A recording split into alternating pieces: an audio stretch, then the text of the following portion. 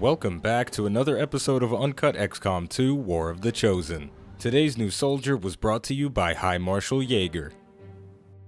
First impressions are everything, and our operative's initial impressions of Julian Kane are disconcerting.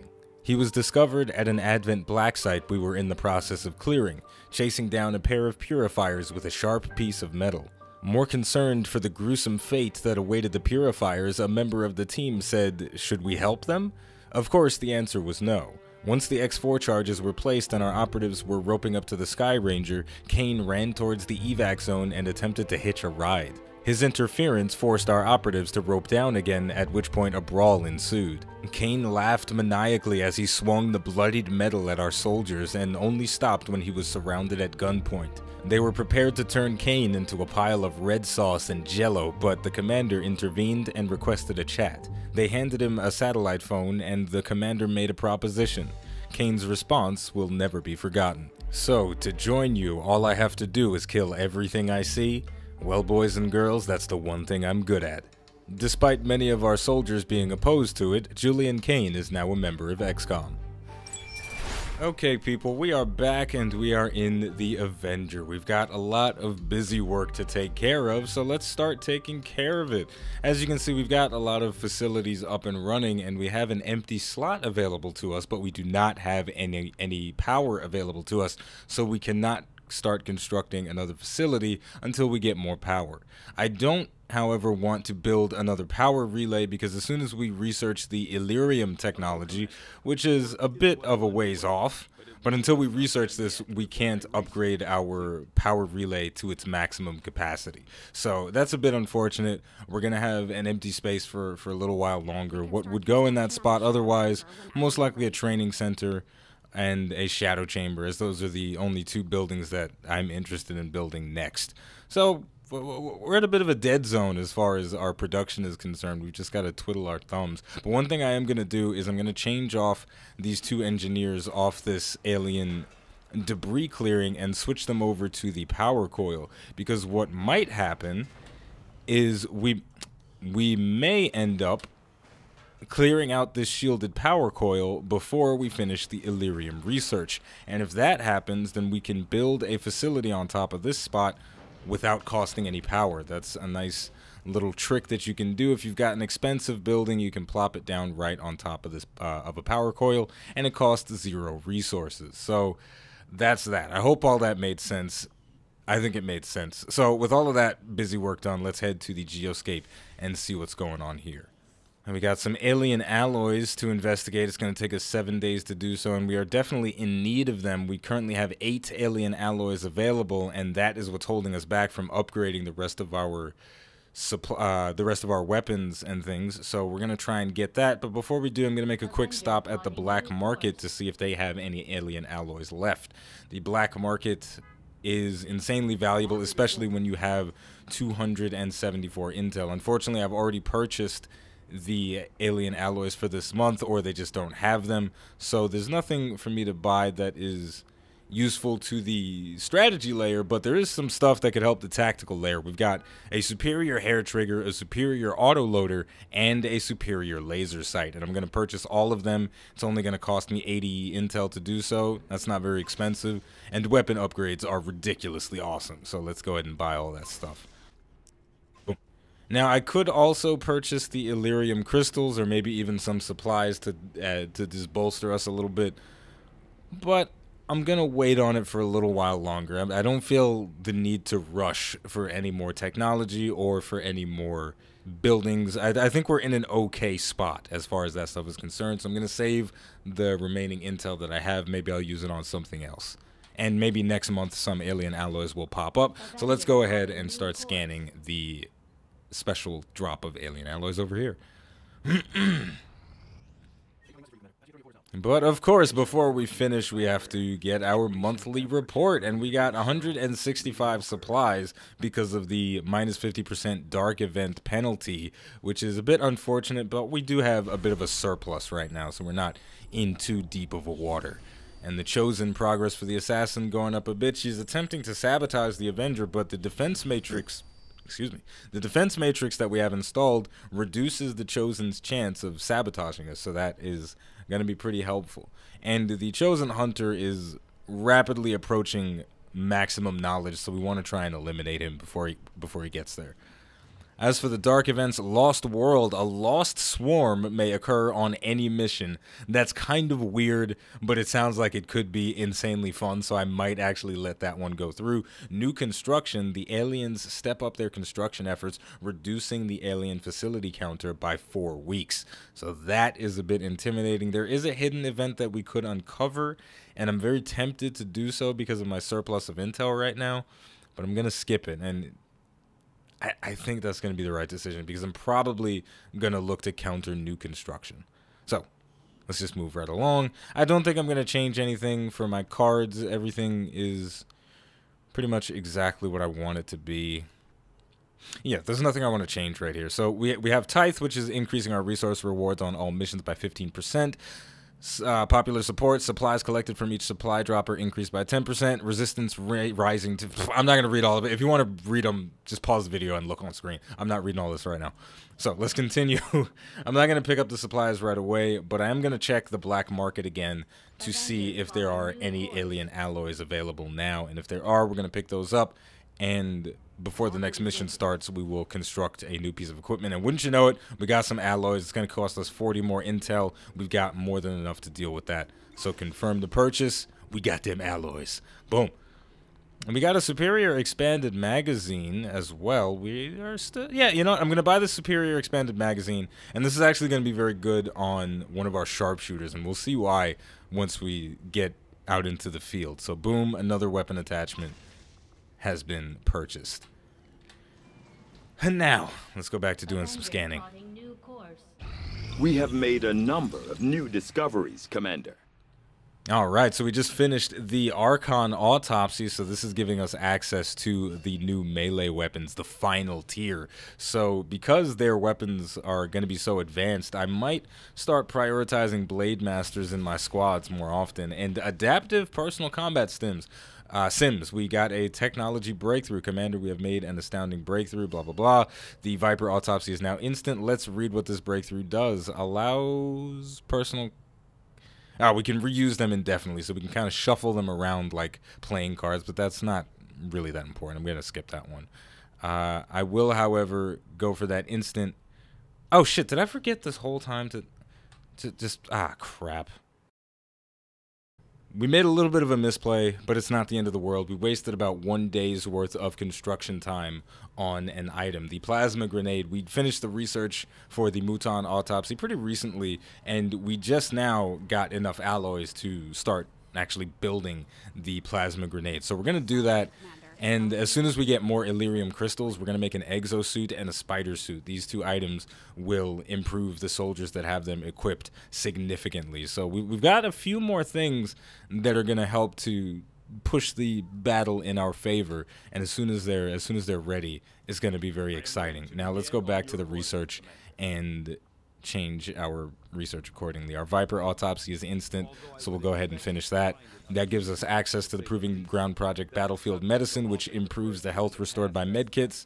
And there's nothing that I need to research besides Illyrium. That's the only thing that's a very high priority. The Berserker autopsy is not that important, neither is the Spectre, Shield Bearer, or the Priest. The Shield Bearer is an interesting option because it gives us access to a different type of vest. I believe it is the plated vest that he gives us access to, but I can't remember 100%. So that could actually be an interesting thing to go for. Though we do have an inspiration on a data pad, and that'll give us more intel. So I'm going to go ahead and do the data pad inspiration, and then when we come back to the Geoscape, or when that's finished rather, we'll switch over to the Shield Bearer autopsy. So let's continue doing those alien alloys. Boop, boop, boop, boop, boop, boop. Mission's probably going to pop up. There it goes, right on time. Ladies and gentlemen, but mostly gentlemen, we've got a mission to do. No, it's Operation Witchface, and our objective today is to neutralize the target in an Advent vehicle. The reward is 235 supplies and 105 intel. That's pretty damn juicy, so we're going to make sure we don't mess this up. If we have to, though, we will shoot the VIP in the face, which won't give us any intel, but as you can see, we're doing pretty well for intel, so it shouldn't be too much of a problem. So let's get out there and start doing some work. All right, we have a Reaper, Ranger, Spark, Specialist, and Sharpshooter today. Our Reaper, of course, dragging over using the Temnotic Rifle and her Claymore. Our Ranger, Francesca Apex Petrova, is Blademaster Spec. She's got that Boltcaster, the Ionic Axes, Talon rounds this time for increased crit chance and damage, and a Mind Shield. I imagine the Talon rounds will do some very dirty things with the Boltcaster. If she can get a critical hit with that thing, the damage is going to be asinine. Our Spark unit is using the standard Spark loadout, the rocket launcher, the rail cannon, and he's got some pretty nice attachments on there, but we're going to change them up. He's got a scope and an expanded magazine, but we can switch out his scope for, never mind, there's nothing that I want to switch it to. I was thinking I had an extra superior scope with me, but all I have is a superior laser sight, but that's fine.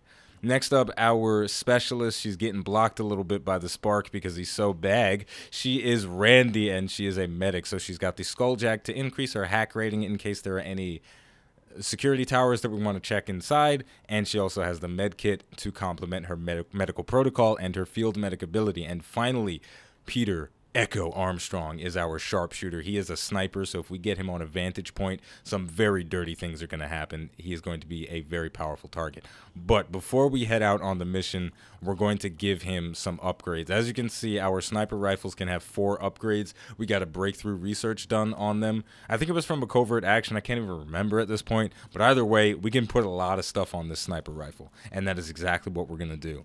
The first thing is going to be the superior autoloader. So that is 3 free reloads on our sniper rifle. If we get on a good roof, we never have to leave it. We can just constantly rain down destruction from above. Next up, we're going to put on the superior expanded magazine. So that's giving us +3 ammunition, and that is going to be incredibly valuable for the kill zone ability. We'll talk more about that when I use it on the field. And finally, I could put a superior hair trigger on it, which has a chance to refund the action points after taking a shot. 15% chance on a sniper.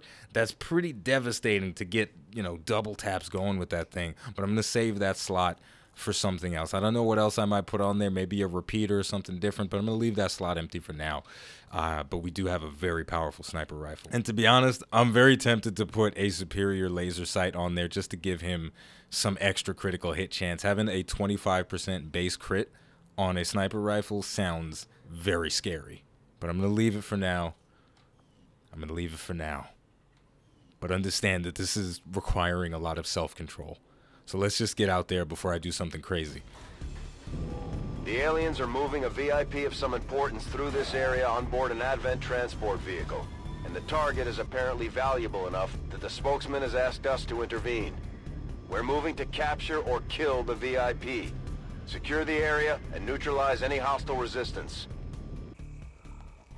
This is going to be fun. We're starting off on a roof that I'm pretty sure will have line of sight of the entire battlefield for the entire mission. So we may never have to move our Sharpshooter from whatever position they settle in. So that's going to be pretty damn exciting. We've got 12 turns to deal with this. So that's how we're going to do it. And look at that. We got a turret on the ground. We're going to have to deal with that thing. That's very unfortunate. Alright, so since we got eyes on the turret, I feel like I can comfortably walk forward and not reveal, but I'm always a little bit nervous about doing stuff like this because there might be something below us, but from the looks of things, there's nothing. So we're pretty safe for the moment, but that could change in an instant. You're never truly safe when you're playing XCOM. Anything could happen at any point in time. Like running down here with Dragon Over, this might ruin everything. I might get revealed. The whole mission could be a failure in just this one instant. But it's not going to be, so we're okay. But on a different note, I'm sure you'll have noticed by now that the flow of content is a little bit slower than usual. I haven't been putting out as many XCOM videos as of late, but that's not because I don't like XCOM. That's not because anything's wrong or anything to that effect. But it has been a bit nicer slowing down the content flow just a bit, because there is a thing called overload. Overloading yourself on stuff is very possible, even if it's something that you enjoy the hell out of. And we've got a Muton patrolling in the back with 2 sectoids. That should be fun to deal with. Unfortunately, though, we don't have very good vision on a lot of targets right now, so this could be a difficult ambush to get started. But yeah, the burnout is a real thing, and it happens in gaming all the freaking time, and I think it happens more with gaming than with anything else, right? Because how many times have you gone onto the Reddit forums for your favorite game, and they're just, or whatever it happens to be, and it's just riddled with people complaining about how there's not enough stuff to do? Well, I've got news for you. If you're playing a game and you're finding that there isn't enough stuff to do, you need to go the fuck outside. And that's all there is to it. Now, we're going to start off with a partial ambush, because I'm not seeing too many opportunities for everybody to get a good shot. But I do have eyes on this Mouton, so that's how we're going to start it off. We're going to take a big shot at the Mouton. Hit him right in the back. That was like, what, 96%? Boom, right in the back. Hit him in the spine, in the kidney or something, and he is moaning and writhing in pain. So he's going to be stunned for a single turn, so that's going to be very beneficial to us. The sectoid trying to scamper around, but he's going to put himself right into an overwatch, taking a bit of damage. The turret is going to activate as well. So yeah, that's a big deal. I've been reading up on the Destiny Reddit and whatnot, just acclimating myself to what I can expect, and it's kind of par for the course. A lot of what I'm seeing is pretty normal, right? It's just a bunch of people that they're sitting around and they're saying, "Oh man, I've put about 100 hours into Destiny 2 and now I feel like there's nothing to do." Well, you know what? Congratulations. You've been playing the same game for 100 hours in the span of 2 weeks. Of course you're going to be a little bit bored at this point, because that's what happens when you do the same thing for 100 hours, right? It happens in relationships all the time. Hey, no. Let's shoot at the turret. Hopefully this shot will kill it. If we get a max roll, it will. If we don't, then the turret's going to survive. But I'm feeling lucky today. Nothing. No luck. I'm still holding.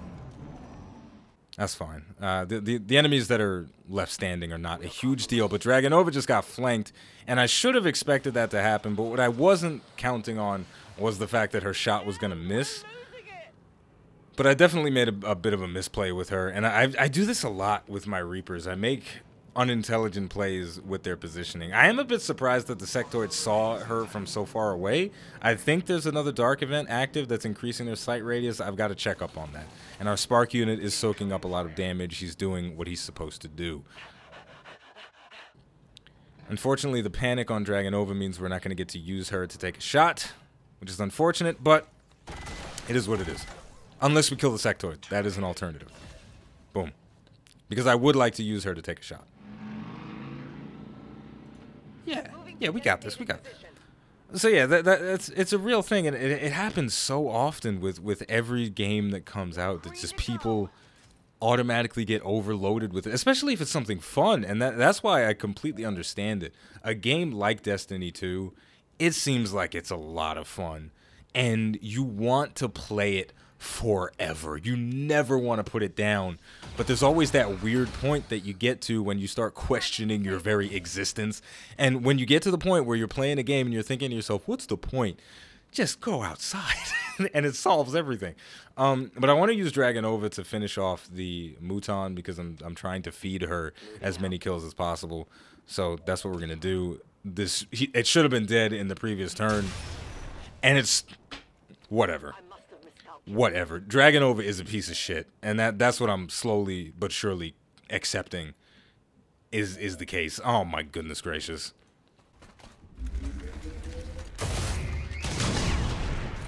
Ridiculous. I just rolled my eyes. You guys can't see that, but I just rolled my eyes so far back into my head that I'm looking behind me. It's crazy. So, yeah. We are going to have to kick it into high gear, though. We've been in the same position pretty far away from the objective for way too many turns, so we're going to have to start hustling a bit. We do have 10 turns remaining, but I imagine there are probably 4 more pods left to deal with, and only 9 turns to do so, so we're going to have to really kick it into high gear. At this point, though, we can start using Dragonova to scout again, and to be perfectly honest, I think I'm going to kill the VIP. I really do. And the reason I think I'm going to kill the VIP is because the VIP is standing next to a car. And Dragonova can blow cars up and do a lot of damage with those cars. So, you know, that seems like a good idea. Let's see. Oh, we have a shot on the sectoid, which is pretty nice. But, yeah, I'm going to do that. Death from above is going to proc. I don't need to use my reload because it's free. So I will use my death from above proc to throw out a battle scanner to get a little bit of a better idea of what's going on behind door number 1. Nothing going to get scanned. No big deal. So now we can move up a bit. Yeah, so the VIP is standing right next to a car, and he's being guarded by a pod of Advent. And that was his first and possibly last mistake. You see that? Yeah, we're going to kill him. We're going to blow him up. Alright, here's what we'll do. We're going to advance our soldiers as much as we can without revealing. Because we have vision on them, we can see with the target preview feature exactly how far we can go without crossing line of sight. So if I do this correctly, I won't activate the next group of enemies. And so far, I've made all the right moves, and I haven't activated the next group of enemies.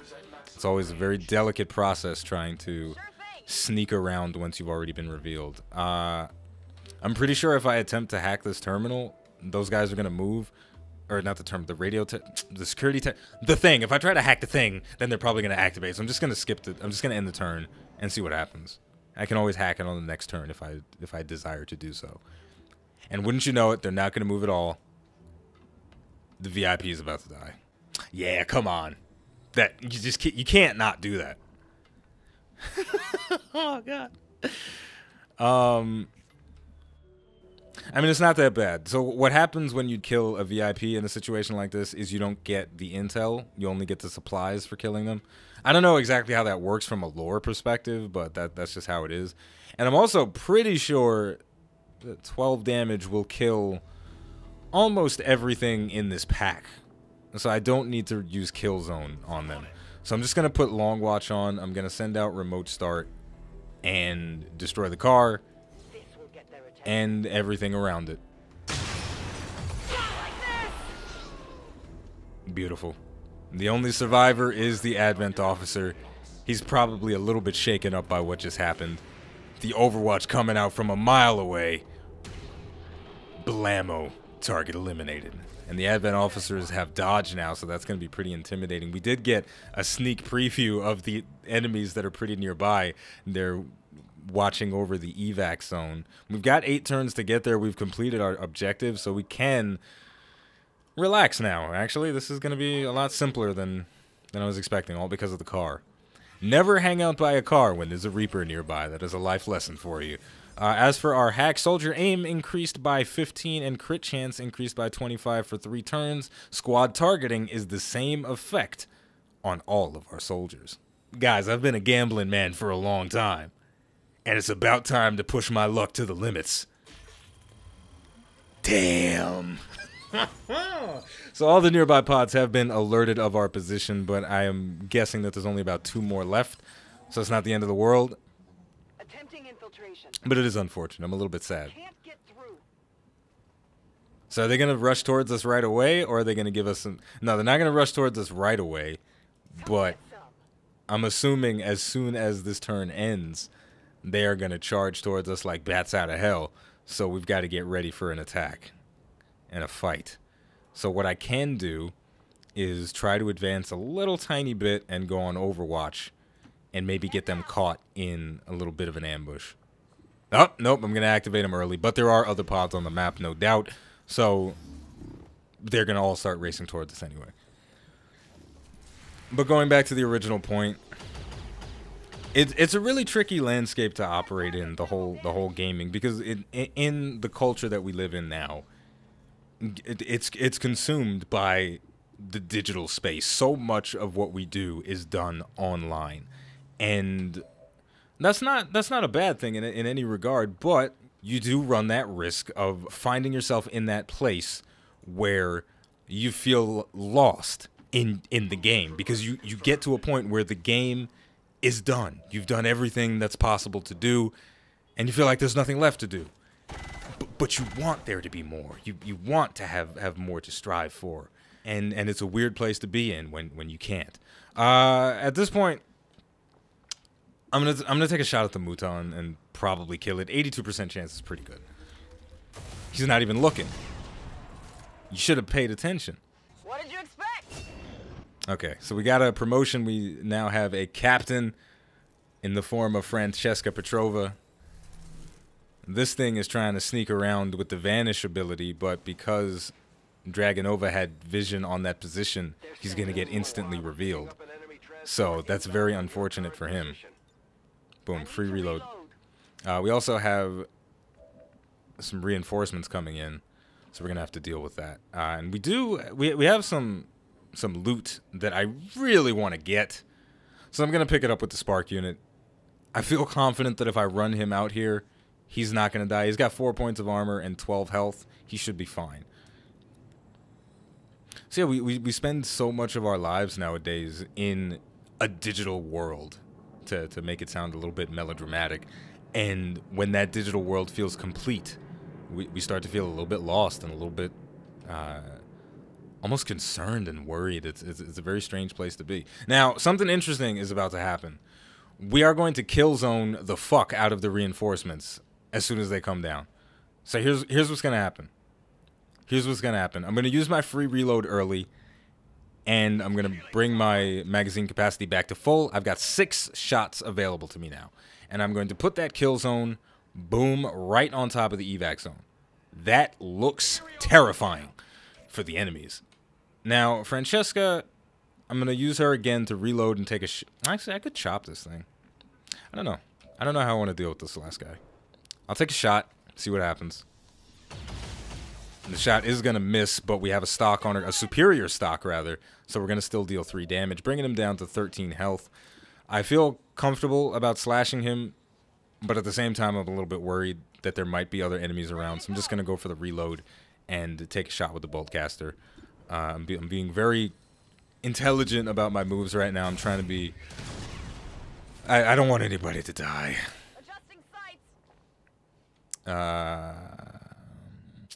Oh, that car is going to blow up.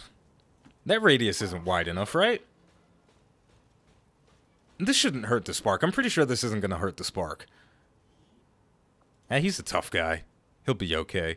Damn, it's probably going to get off a Shadow Bind or something. It's a little unfortunate that I'm not getting that much damage on the Spectre, but it is what it is. Last thing I'm going to do is move Dragonova to a different position and hunker her down. She's probably still going to get revealed no matter what, but I want her a little bit closer to the next group of enemies that drop down so that she can potentially throw a Claymore at them. So let's see what we got to deal with right here. A regular old goon squad, nothing very intimidating at all. These guys are in for some trouble right now. Let's see what happens. I'm going to sit back and watch amazingness unfold. The captain is making a run for it, but Echo hitting him right in the spleen for 6 damage. The next Advent is going to make a move. This time it's the Stun Lancer. What is he going to do? He's going to dodge. Look at that. He did a little bit of a tuck and roll there, so he's going to survive to fight another day unharmed. And the third shot coming out on the Trooper, that one is going to miss as well. Very unfortunate that the kill zone wasn't as strong as I wanted it to be, but the Trooper played himself. He's standing next to a car that's about to explode, but the kill zone is coming back into action because there's some enemies off in the distance making some movements, but the shot is going to miss once again. We got an Archon, a heavy mech, and a Trooper. This is a bit intimidating. These guys really do not want us to leave. We got another Overwatch coming out from the kill zone, but this one is going to miss because of lightning reflexes. Very unfortunate. And as expected, the Shadow Bind is going to come. Is he going to? Yeah, Shadow Bind is coming out. So that's going to put one of our soldiers out of commission. That's a very cool looking effect, I got to say. But now we have to deal with a 13 health Spectre and a Shadow Clone running around with 10 health. And Shadow Clone as well. So that's not the worst place that it could have gone. Here we go. All things considered, this was pretty good. We got 6 turns left. Everybody's about 3 turns away from the evac zone, so we basically have 3 turns to get out. And that's pretty good. We can't get a very juicy claymore. We might be able to get 2 guys in it. If I move a bit closer, I might be able to get more. Maybe even get the mech caught in there. But it's a bit dangerous. I think I'm going to get a little bit reckless here. I think I'm going to get a little tiny bit... Well, first of all, this guy played himself. So I think we know what we're going to do first. I'm not going to fuck around with Deadeye. Because I got a 100% chance to hit him. A 50% chance to crit. And I really shouldn't mess that up. I should just take this shot and be done with it. I shouldn't try to instant kill the target. I shouldn't bother with that. Guys, please stop me from making a mistake. You know I love doing this kind of stuff. You know I love ruining what is otherwise a perfect situation on some dumb shit. Oh my god, guys, please make me not do this. Please, send, alright. I get it. There we go. 7 guaranteed damage. Whew, okay.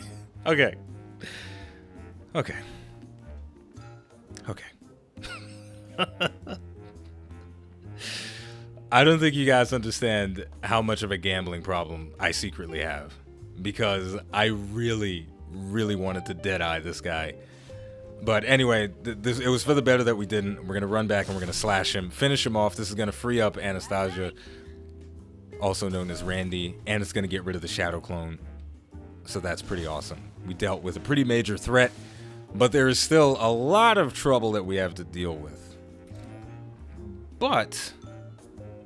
is that truck already blown up? No, this truck isn't blown up, but for some reason from my current position, I do not have vision on it. I guess it's an awkward kind of turn that we have to make visually to see that truck. So I'm going to shift Dragonova's position a bit. That is maybe a risky move because there could be another pod inside the building, but from the looks of things right now, there is not. And now we do have vision on the truck, which means we can remote start it, and that'll get big damage on the Archon, eliminate that trooper as well. Oh, we're going to get a really crazy play right now. This is going to be exciting. This is going to be very exciting. So we have the overdrive ability ready on our mech, and that's going to give him a grand total of 3 action points to use, and none of those actions are going to end his turn. I have access to a rocket launcher, which I cannot seem to wiggle into the position that I want it to go to, but I can get it on top of this mech, so I might try to blow up that mech as my main priority with my mech. It's going to be a bit of a robot war right now. So here's what we're going to do. Remote start is going to come out on the truck, and we're going to get some big damage on the Archon and the trooper that is taking cover behind it. Boom, baby, boom. Getting that full 12 damage. And Dragonova's a major. This has been a goal of mine for a very long time. You know I've been complaining about that for a long time. So now overdrive comes out. Boom. The mech is gone Super Saiyan. And now he is going to unleash a volley of attacks on the enemy mech. We're going to have a little bit of a robot war going on. So boom, the first shot coming out. Direct. He's not even looking. He pointing sideways to fake him out. So we got rid of 2 points of armor, and now we are going to fire away with our Helix railgun. 6 damage. All of his armor's been removed, and we got 1 more shot. Our chance to hit has gone down by 15 rather. Every shot with overdrive active reduces your chance to hit a little bit. It's not going to be enough to kill the guy unless it crits, and wouldn't you know it, we got a crit. So there we go. This was a pretty damn awesome turn, and we're going to finish it off by sending out an aid protocol to our MVP, also known as the Spark, and then we will finish off the turn by getting a guaranteed kill because our stock deals 3 damage, even if it misses. Pat, pat, pat, pat, pat, pat.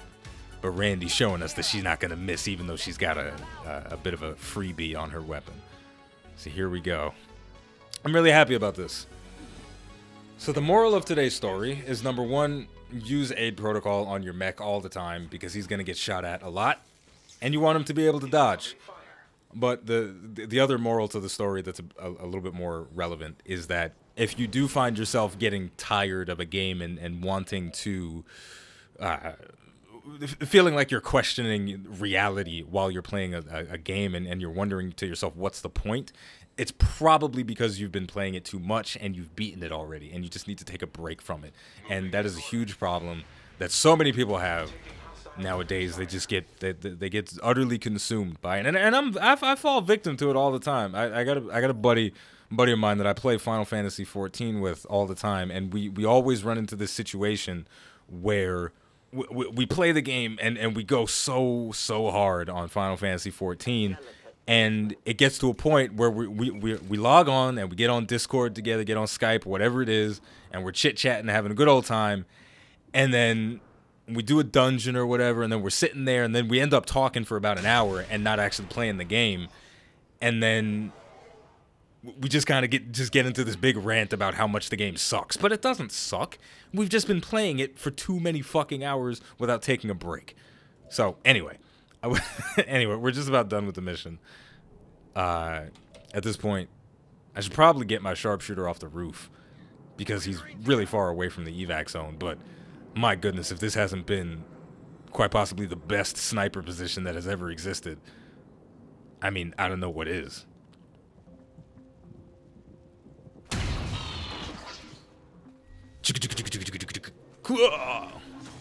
Sound effects budget, $1. You know, in all fairness, we might not have gotten out if I didn't kill the VIP, because that would have delayed us by a little bit. Yeah, you know what? This was textbook. This was frickin' textbook. This was the perfect mission. It's not going to be flawless because our spark took damage, but man, oh man, this was the perfect mission. And of course I had to blow up a gas station before leaving, because why not? We're basically terrorists, so why not cause a little bit of terror? Jack up those gas prices a little bit. You know what I'm saying? You know what I'm talking about. Alright, so that was beautiful. Thumbs up for that. It was very exciting. We didn't even use teamwork, I don't think. I don't recall using teamwork, so that's pretty exciting. But we did have a new pair of bond mates on this mission. Anastasia Kovac is now bonded with our sharpshooter, Peter Echo Armstrong. So we're going to take a picture of those two lovebirds while we're here, because this was their first mission together, so why not? Okay, there we go. Whatever. That's kind of a nightmare scenario for every guy in the world, is you start flirting with a girl at the bar and then you find out her boyfriend is a Australian sniper from the outback or something like that. That's kind of there you go. So that's their bond photo, and that's the lore for the campaign. So Anastasia Kovac and Peter Armstrong are now dating, and that's fun. So we're going to go back to the Avenger, and we're going to take a little break. Ooh, wait a minute. Before we finish, we got some promotions to give out. Bladestorm.